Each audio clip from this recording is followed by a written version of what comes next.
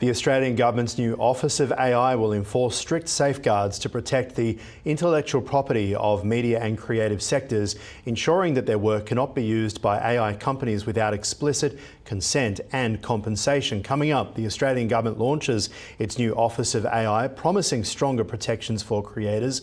And can SBS keep the FIFA World Cup after record-breaking ratings the past few weeks? For more, let's head to Sydney. We're joined by Darren Woolley from TrinityP3. Great to see you. Let's start off by talking about what's happening in the world of AI. The government making a big announcement, but are there any details? Well, look, at this stage, it's very much a framework, Ahron. You know, they've certainly, Anthony Albanese, the Prime Minister, has covered off the sort of core areas that they're going to address, but I think it's quite a positive stand that they're taking here. What are they actually trying to achieve?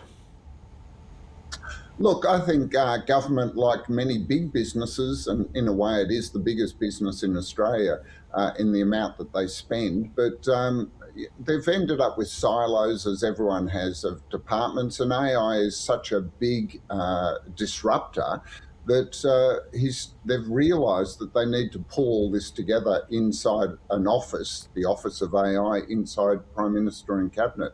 And I think that's a positive thing because, you know, there's the issue of AI, there's the issues around safety, cyber safety.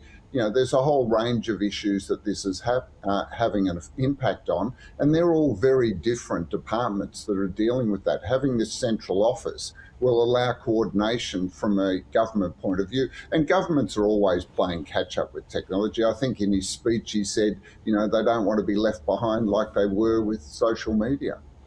Yes, and this is the thing here as well. I mean, Australia loves a ban, right? We love to be able to control things, whether it be plain packaging for tobacco, whether it be gambling reform. Where, you know, it's the Australian way to be first in the world with a ban. Is that what this is here? And how do we make sure, because AI can offer so much opportunity for business, for individuals, that we don't want to get to a stage where we've just banned everything? And that's the downside. You know, there's always the worry that government control can be too heavy-handed. But then I think when, you know, it was only last week there was an open letter of, you know, it's time to act, that AI is going to be, in some cases, much larger than more disruptive than the Industrial Revolution and happen probably much faster. There is a need to have some control and guidelines. I don't think this is something that we can just leave to market pressure to guide and form. But yes, you're right. You know, we also need to make sure that we don't shut it down so much that we miss out on the opportunities.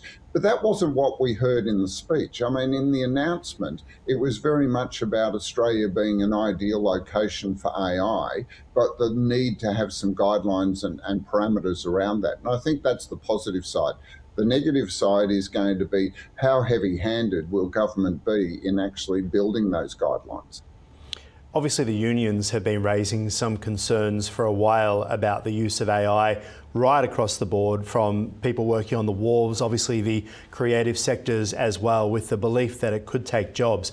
We aren't seeing that happening in Australia as much as it's happening overseas. So do we really need to enforce something that the market seems to be doing anyway, making sure that jobs, local jobs, aren't being replaced by AI? And look, even overseas, Ahron, I think what we're seeing is a lot of companies are using AI as an excuse to right-size or downsize their workforce. So they were doing it anyway. Yeah. But they're now saying it's because of AI. But what I heard in the Prime Minister's speech was that, yes, there will be job losses in the traditional sense, but the role of government will be to make sure that we're able to skill people for the new jobs that are going to arise out of this. So I think the concerns of the union movement around job losses has to be balanced with that view that, you know, out of all technology, there always ends up being more people being needed. It's just that they're in different jobs to the ones we have today. And I think that's, again, bringing it into a central point is a really important thing to do. What we're seeing in business, in big business, is that the C-suite is definitely pulling together all the departments in the way AI is disrupting each category. And the leaders in this are actually taking this singular approach or the unified approach. It's great to see the government also embracing that. But as you say, the downside is if they are too heavy-handed, we may miss out on those opportunities. But, they're covering off the environment. There was an announcement around data centres would need to be energy positive, water, employment, copyright. There's a whole lot of issues here. Well, talk to me about copyright there, because media outlets have been pretty outspoken about this, particularly News Corp. They've been putting a lot of pressure. On the other side, Anthropic have been saying, make it too strict. We just won't be spending billions of dollars on Australia.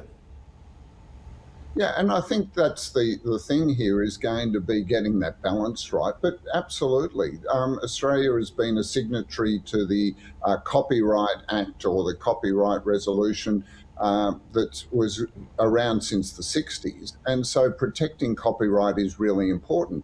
The Prime Minister seemed to hint at, but there wasn't a lot of detail, that this will be an opt-in, opt-out opportunity for copyright owners. The big AI companies are saying, oh, it's just all too hard dealing with thousands or millions of copyright holders. But if it's on the basis of opt-in, opt-out, then it should be much easier to work on. And there's a lot of other reasons for them coming to Australia. But again, this is the risk until there's detail. But there can't be detail until they start to get some policies in place and start to engage with business on how this is going to work. But I think that's a better approach than what we've done with social media, because in many ways, the early days of social media, all the publishers jumped on board saying, oh, what a great way to distribute our content. And now the same ones that are coming back going, oh, they're stealing everything from us and we're not getting paid for it. We've got to be careful about letting the market dictate the terms. There has to be some guidelines that make sure that everyone gets a fair cut of the wealth that this is going to generate, not just a few companies that happen to dominate the category. All right. Now, SBS's unprecedented success in attracting over 17 million viewers for the World Cup in Australia, raising urgent concerns about its ability to retain broadcasting rights amid intense competition and escalating costs. Why should we care who broadcasts the World Cup? Shouldn't it go to the one that pays the most?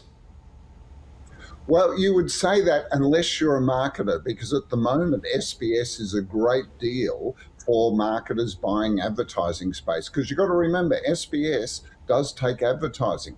The difference is they only take 5 minutes every hour, whereas the commercial networks take, I think it's 13.5 minutes an hour.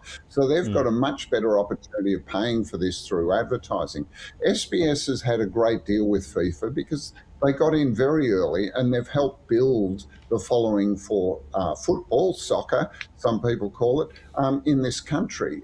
It's got to the point now that FIFA are going to be sitting there rubbing their chin because we know FIFA likes the money, and they're going to be saying in 2030 when the rights come up, or the rights for the 2030 come up, they're going to be looking around and going, I mean, look, SBS without the soccer, what? They become BS. Well, they've still got the Tour de France and a couple of other things. But yes, you're right. I mean, the great thing is they have built this from the ground up for FIFA. When they first got the rights to this, soccer was seen as the game that, you didn't play unless you couldn't get into rugby or AFL. And now it's probably the dominant sport in this country particularly for children. I mean, it's got a great grassroots support, and you can see from the numbers and the following that the Matildas have that this is something that's become a really valuable media property. And we know sports are valuable media property. But advertisers, if it goes to a higher bidder, they're going to end up having to pay for that. Yeah, but I mean, look, as we know, when it comes to sports rights, so much of that money goes towards the players as well, and a public broadcaster probably can't compete with commercial. We certainly see that in some of the big sports. And as, I guess, the prominence of soccer, football rises in Australia, there too does the price. It's going to be one to watch. Darren Woolley, always appreciate your insights there. Thank you. Thanks, Aaron.